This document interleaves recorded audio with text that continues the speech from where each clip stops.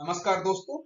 आज हम चर्चा करेंगे एमए फाइनल के रिसर्च मेथोडोलॉजी सब्जेक्ट के सामाजिक शोध के सोपान पार्ट 2 के बारे में। पिछले लेक्चर में हमने आपको सामाजिक शोध के सोपान कौन कौन से होते हैं उनके बारे में कुछ चर्चा की थी, जैसे कि समस्या का चुनाव किस प्रकार करना है, उपलब्ध साहित्य की समीक्षा क्यों उपयोगी है, उसका शोध में क्या महत्वपूर्ण स्थान है, फिर हम इकाइयों का निर्धारण किस प्रकार करेंगे, फिर हम जो शोध का मुख्य आधार है प्रकल्पनाओं का निर्माण किस प्रकार करेंगे, फिर अध्ययन क्षेत्र का निर्धारण कैसे करेंगे और साथ ही जिनसे हमें सूचना प्राप्त करनी है उनका चुनाव किस प्रकार किया जाएगा। इसके बारे में हम पिछले लेक्चर में बता चुके हैं। अब हम आगे पार्ट 2 में आपको अन्य जो सोपान है उनके बारे में बात करेंगे। सबसे पहले हम आते हैं सूचना के स्रोत के बारे में, उसके बाद शोध प्रविधि का निर्धारण किस प्रकार करना है, उसके बाद शोध प्रारंभ करने से पूर्व जो हमने प्रविधि व उपकरण लिए हैं उनकी टेस्टिंग करनी है ताकि जो कमियां उनको दूर की जा सके। फिर तथ्यों का संकलन किस प्रकार करना है, किस प्रकार के स्रोत से करना है, उसके बाद उनका संपादन किस प्रकार करना है और संपादन और वर्गीकरण के बाद तथ्यों का विश्लेषण करना है और अंत में एक सामान्यीकरण व सिद्धांतों का प्रतिपादन करना है और सबसे अंतिम चरण प्रतिवेदन का निर्माण करना है। अब आगे स्लाइड्स में हम इनके बारे में एक एक विषय पर विस्तृत चर्चा करेंगे। सबसे पहले हम आते हैं सूचना के स्रोत।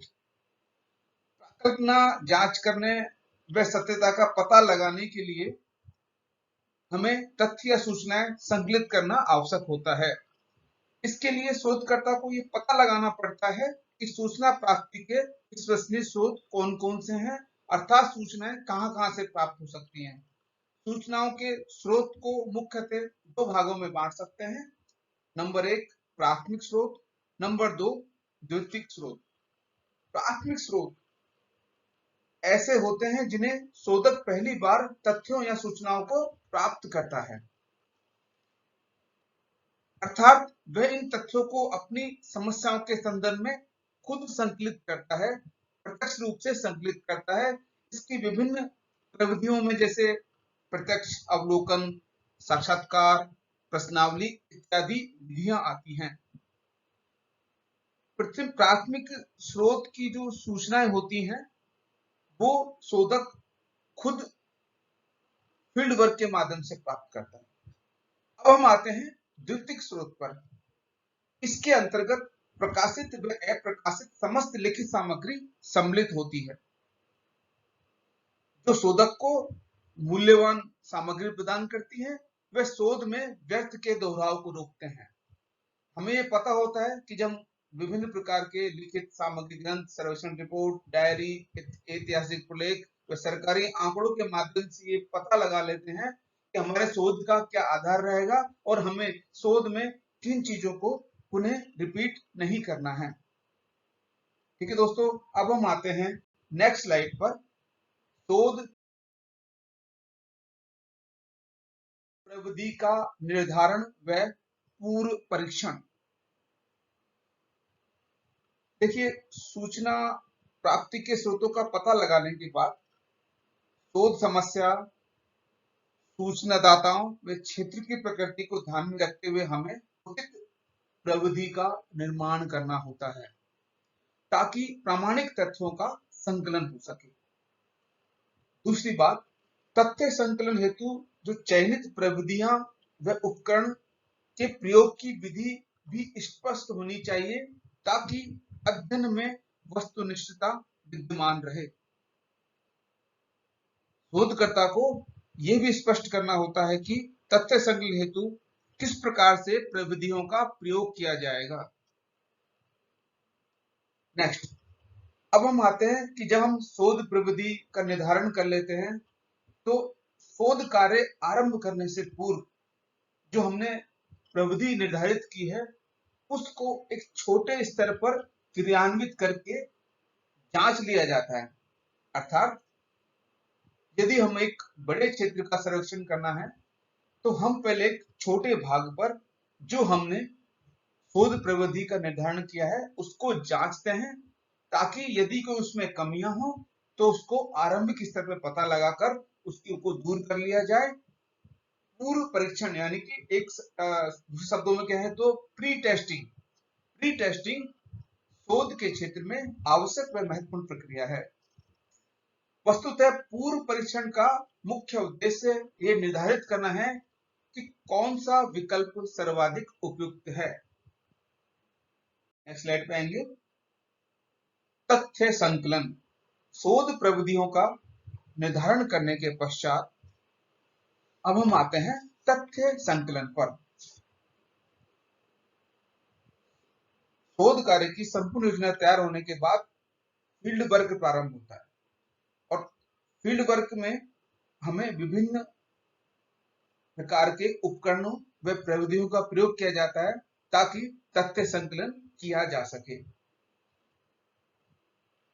उसके बाद तथ्य संकलन का कार्य करते समय यह ध्यान रखना चाहिए कि वो निष्पक्ष हो, किसी भी प्रकार के पूर्वाग्रह से मुक्त हो, तभी हम शोध हेतु सटीक तथ्यों का संकलन कर पाएंगे। नंबर एक बात और महत्वपूर्ण है कि तथ्यों को वास्तविक रूप से ही एकत्रित किया जाना चाहिए और इस कार्य में पूर्ण शुद्धता बनाए रखना आवश्यक है, अन्यथा इसके अभाव में जो हम निष्कर्ष प्राप्त करेंगे वो दोषपूर्ण हो सकते हैं। अतः ये ध्यान रखें कि निष्पक्ष व सभी प्रकार के पूर्वाग्रहों से मुक्त व्यक्ति ही अवलोकन विधि के माध्यम से सही तथ्यों का संकलन कर सकता है, जो शोध में एक महत्वपूर्ण चरण है। नेक्स्ट स्लाइड में हम आएंगे कि तथ्यों के संकलन के पश्चात तथ्य संपादन, संकेतन, वर्गीकरण व उनका सारणीकरण।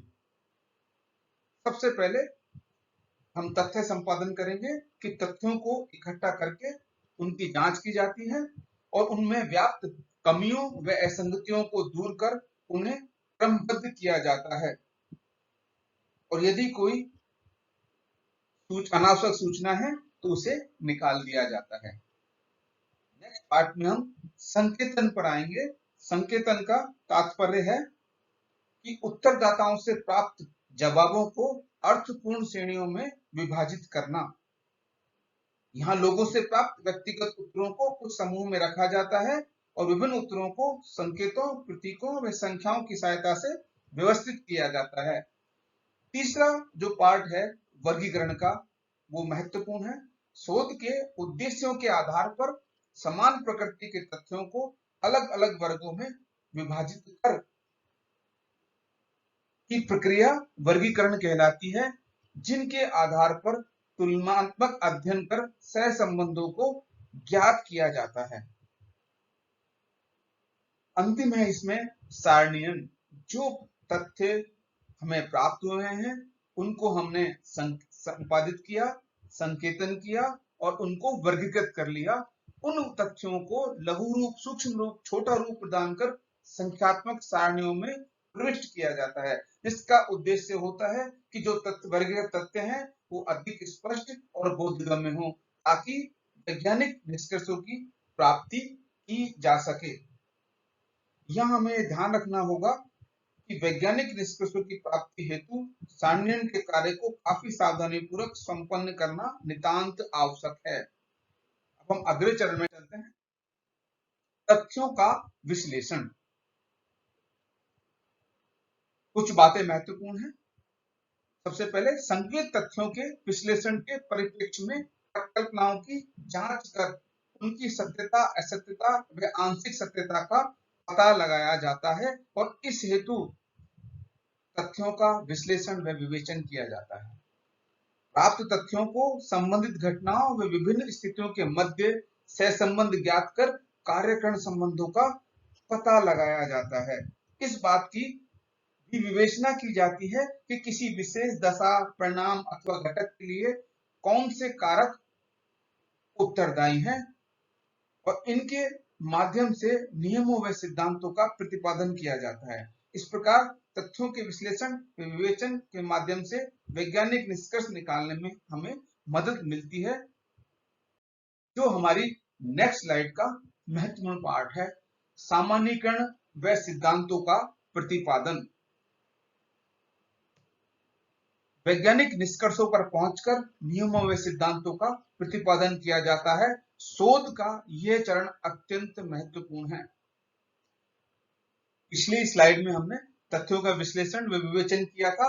उनके माध्यम से अति संक्षिप्त प्राप्त वैज्ञानिक निष्कर्ष के आधार पर सिद्धांतों का प्रतिपादन किया जाता है और शोध और जो नियम प्रतिपादित किए जाएं वो सुस्पष्ट और वास्तविक होने चाहिए। इस प्रकार किसी भी नियम का प्रतिपादन या सिद्धांत का निर्माण वैज्ञानिक शोध का सार तत्व है। अतः जैसे हमने पूर्व में कहा कि सुस्पष्ट और यथार्थ होना अत्यंत आवश्यक है। समय या परिस्थिति बदल जाने के साथ साथ पुराने नियमों की पुनः परीक्षा व नए नियमों का प्रतिपादन अनिवार्य हो जाता है और ये सभी विज्ञानों का प्रगति का यही एक मार्ग है। एक बात और यहाँ बता देना आवश्यक समझते हैं कि शोधकर्ता शोध के अंतिम चरण में के रूप में प्रतिवेदन प्रस्तुत करता है, जिसके प्रथम भाग में अपनाई गई विभिन्न प्रविधि व अवधारणाओं का उल्लेख किया जाता है। दूसरे भाग में अध्ययन विषय से संबंधित विभिन्न तथ्यों को प्रस्तुत किया जाता है और तथ्यों के मध्य कारणात्मक संबंधों का उल्लेख किया जाता है। एक बात और, जो तीसरा भाग है उसमें सामान्य निष्कर्ष निकाले जाते हैं और नियमों का प्रतिपादन किया जाता है। इसे ही सामान्यीकरण या सैद्धांतिकरण कहते हैं। इस प्रकार हमने दो भागों में सामाजिक शोध के विभिन्न सोपानों के बारे में चर्चा की। इस चर्चा व विवेचन से स्पष्ट है कि सामाजिक शोध एक लंबी प्रक्रिया है। वैज्ञानिक निष्कर्षों तक पहुंचने व नियमों के प्रतिपादन हेतु आवश्यक है कि शोध के प्रत्येक चरण से संबंधित विभिन्न प्रकार के कार्यों का संपादन निष्पक्ष होकर किया जाए, सावधानी पूर्वक किया जाए। साथ ही वैज्ञानिक दृष्टिकोण सर्वत्र बनाए रखना भी अनिवार्य है। धन्यवाद।